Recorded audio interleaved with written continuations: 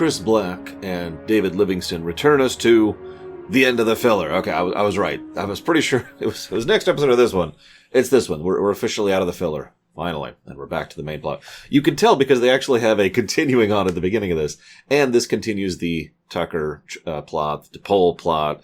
The Andorian plot is relevant. Obviously, the weapon is at the forefront of things. And we even have a environmental plot because the anomalies are still kind of a problem that they're dealing with. So, yeah, no, return to form. There's another asterisk to that, but we'll get to that later. And that's the episode E2. But again, we'll get there. So, Shran, cool. This scene shouldn't exist. It should be ejected entirely, my opinion. This then leads to Degra, and he continues to be the mad scientist. He wakes up the obstinate council who doesn't believe in his work at the middle of the night, and they, of course, make unreasonable demands of him. Because obstinate leaders are obstinate, these really are the Mass Effect Council. And they demand, hey, we need this thing. I have urgent news. What's that urgent news? In 3 days, I'll be doing a test. Degra, we need to work on your definition of urgent news, I think. You can watch a test in 3 days. Okay. Cool. And he likes to rant at the superiors. There's a big close-up angle of him. Everything is portraying him in this continued light. It's interesting. I don't think I ever noticed this before. So, then we have a literal, as you know, moment, which is irritating. And then we find out that they have been able to restore some of the data that was deleted. I'm going to go ahead and ask the question that hundreds, if not thousands of people have asked over the years. Does Starfleet not know what undelete means or is? Do they not have a recycling bin? I would have legitimately been amused if after all that drama in Chosen Realm, they were like, hey, so yeah, those people, they didn't really know how our computers work, so they just hit delete, but they never emptied the bin, so all the data is still there. That would have actually amused me quite a bit. Especially since the deletion of the data doesn't matter. It has no significance or impact, other than the fact that they get screwed over because of something the data wouldn't have helped them with, and then rescued by Shran and Kumari, I think was the name of the show. Nice vessel, by the way. I never actually got the STO equivalent, although it was really top tier for a while there. But anyways, I'm getting off topic. So anyways, yeah, map, sure. It sure is lucky that Shran was there, because apparently they had no other option for survival. That's always fun when Star Trek pulls that trick. This is why I say that the earlier scene with Shran shouldn't be in, because this is a much better reveal. Someone has got a tractor beam on us. We're dragged out. And they even do the reveal where they've got the straight-on shot of Archer, and then the antennae are sticking out, and then the camera kind of pulls over to the side, and you see Shran behind him. Much better reveal than the intro thing, and would have worked a lot better pacing-wise, but whatever. Small nitpicks. This then leads to the Andorians trying to aid them in their efforts. Huh. You know, in that alternate future, in the episode that I despise, Twilight, there's... Oh my god, I just realized the episode I despise is called Twilight. That just clicked with me. I mean, I don't have anything against sparkly vampires, I swear. Anyways, I'm sorry, that tickles. That tickles. In Twilight, we find out that the Andorians had actually reached out to and lend aid to the humans, in fact, giving them their force field shields. Remember that? Why is that relevant? Because the Vulcans didn't help out in that alternate future. Interesting. Now, this... let's go ahead and get the spoiler out of the way right now. The Andorian people are not here to help the Enterprise. They're not. This is a mission to try and procure the weapon for their own uses. So the Andorian state is not actually helping here. But the captain is able to interpret orders as is his fit, as long as he fulfills his mandate. And Shran actually goes out of his way quite a bit to actually assist Enterprise, both on a personal level in helping the repairs on the ship, and to, help them in their mission. Now, I want to point that out specifically because that is an interesting anecdote and is kind of how some alliances between otherwise powers have happened in the past, where someone who was on the front decided to work with, even in the bounds of their mission, even though they were technically antagonists. And that led to stuff, which led to stuff, which led to stuff, right? Now, that doesn't always happen, and usually that kind of thing is torpedoed the moment, they get back to the actual leaders who actually make the shots, but it's just interesting to think about. It also makes me wonder about the whole officiate of the state thing. But I'll come back to that in a moment. Either way, the Andorians are here to help. No, they're not. Shran is here to help. Closer. It actually irritates me a little bit, their antagonizement of Shran and the Andorians in general. Now, granted, he's not exactly a friend, but he's also not an enemy. In fact, even the state of Andorra is not actually the enemy of Earth, or in EarthGov at this point in time. So why do they treat him in this way? Now, what's doubly irritating about this is there's a scene where Archer says, I don't like the Andorians any more than you, and I don't want them down here. Sorry, let's not misquote this. I don't like the Andorians being down here any more than you do. This is immediately followed. The very next jump cut is to a scene where he berates T'Pol for being suspicious and of and not liking the Andorians. What? Did the script get a rewrite and someone didn't think to change that section? Because that doesn't work at all. Overall, they tend to be more antagonizing towards the Andorians than I would like, and it does irritate the crap out of me, but I'm willing to forgive it if they do more with it in the future, which we won't see until season 4, spoilers. Either way, whatever. Reed also is a complete dick here for 2 scenes, and then he snaps out of it immediately. What? Okay, I'm not going to question it, but there's just, as I mentioned, the pacing issues in this episode are bizarre. And there's too many scenes that don't actually line up or make sense alongside each other. It just really weirds me out here. Anyways, we find out that they're deciding to test the weapon on an abandoned moon in the middle of the expanse rather than on Earth. You know what, I've already ranted about that. I just wanted to point out how even the show makes fun of the very same concept that I made fun of back in the day, back in The Expanse, back in season 2. So T'Pol and Tucker have a brief moment. T'Pol is avoiding Tucker. Interesting. And that's all we get from that, which is good. You know, just, this is the value of these multi-episode arcs, is that you just have to have it show up for a scene or two. Speaking of which, we also have a scene with Tucker and his sister involving Shran, and Shran sympathizes. Now, what's interesting here is we get some good characterization for Shran, help build him up as a character. Everyone knows he was going to join the show in season 5, and, I mean, you can kind of see the building blocks of that going into it. It probably helps that Jeffrey Combs was extremely interested in playing the character and continuing to work on Trek, so, you know, you had all the building blocks there, right? But what's interesting is we get some backstory and we get a little bit of a bonding moment, but Tucker says, you know, I'd love to get my hands on them, but I'm here to do the mission, and Shran says, don't you want personal vengeance? I'm just here to accomplish the mission. Shran then says, we'll get you your warp injectors. Because, of course, Shran would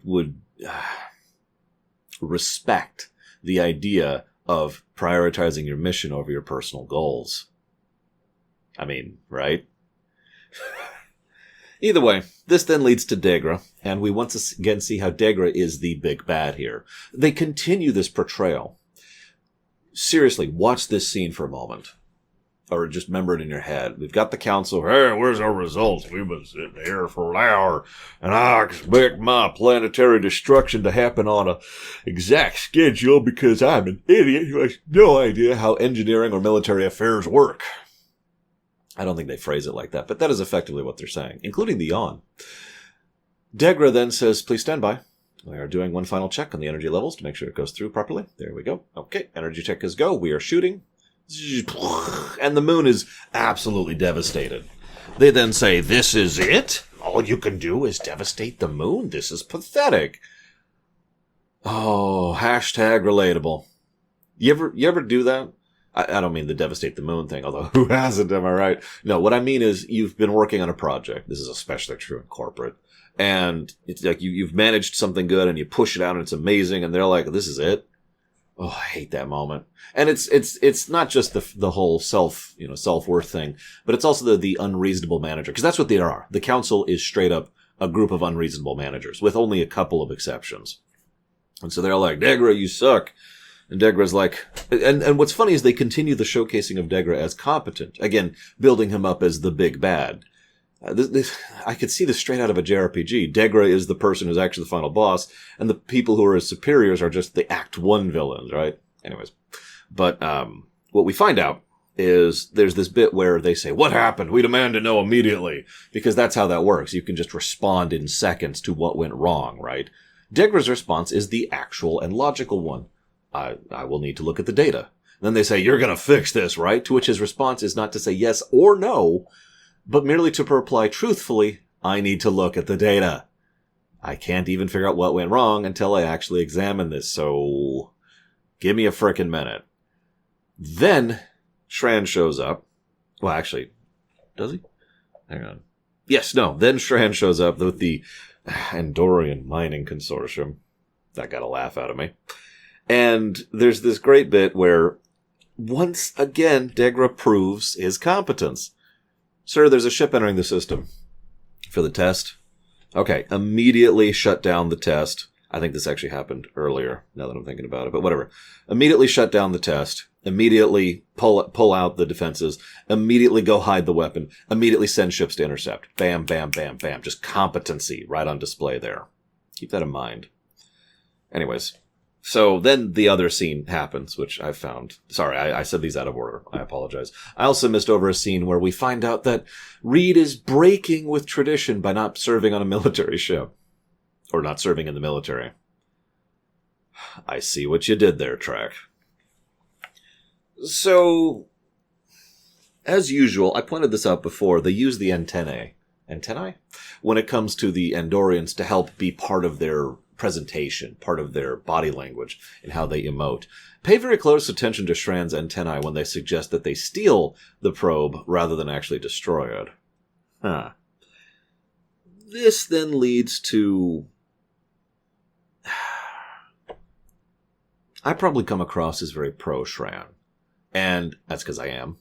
But it's not just because of Jeffrey Combs. I will freely admit that a good actor will salvage a character in many ways for me. There's a reason I'm a fan of Gul Dukat, despite the fact that he's Gul Dukat, and Mark Alemo is a huge portion of that.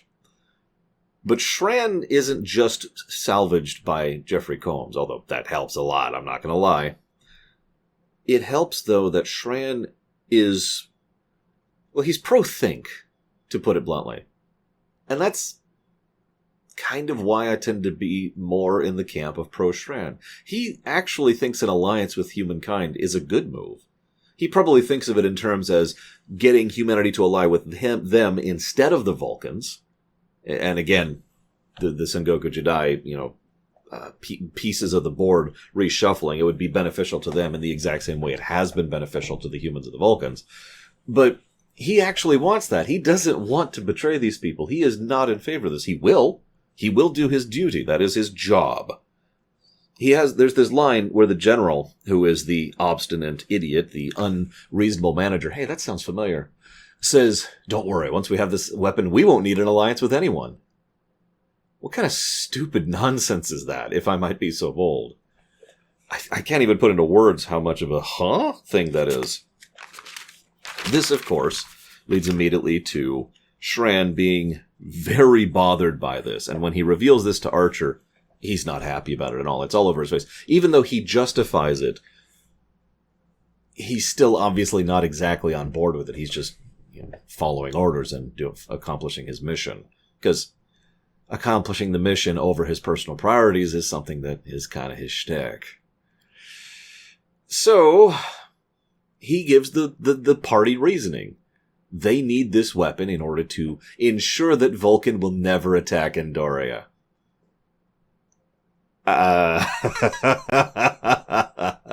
Do me a favor, remember that. It's going to come up in the future. This then leads to Archer straight up slugging Shran.